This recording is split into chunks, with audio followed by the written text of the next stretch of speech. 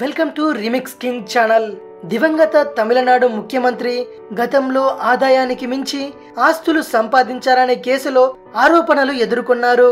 BJP నాయకుడు సుబ్రహ్మణ్య స్వామి ఫిర్యాదు మేరకు జయను విచారించిన పోలీసులు 1996 జనవరిలో జయలలితతో పాటు ఆమె స్నేహితురాలు శశికళ, దత్తపుత్రుడు సుధాకరంతో పాటు కొంతమంది బంధువులను నిందితులుగా పేర్కొన్నారు. ఆ తర్వాత జయలలితను జైలుకు పంపించారు. ఆ సమయంలో ఆమె ఇంట్లో సోదాలు నిర్వహించగా అక్కడ దొరికిన వస్తువులను చూసి పోలీసులతో సహా అందరూ ఆశ్చర్యపోయారు.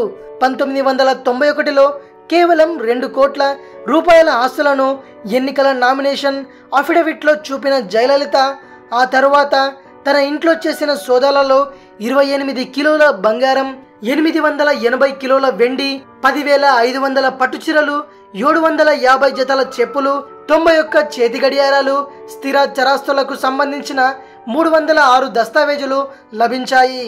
ఇంత భారీగా ఆస్తులను కూడబెట్టిన విధానం చూసి న్యాయమూర్తులే ఆశ్చర్యాన్ని వ్యక్తం చేశారు. అప్పట్లోనే జయలలిత ఆస్తుల విలువ 66 కోట్ల 65 లక్షల రూపాయలని తేలింది. ఇది ఒక అంచనా మాత్రమే. ఇది విషయం. మరిన్ని ఇంట్రెస్టింగ్ వీడియోస్ కోసం రీమిక్స్ కింగ్ ఛానల్ ని సబ్స్క్రైబ్ చేయండి. మరో వీడియోతో మీ ముందుకు వస్తాను.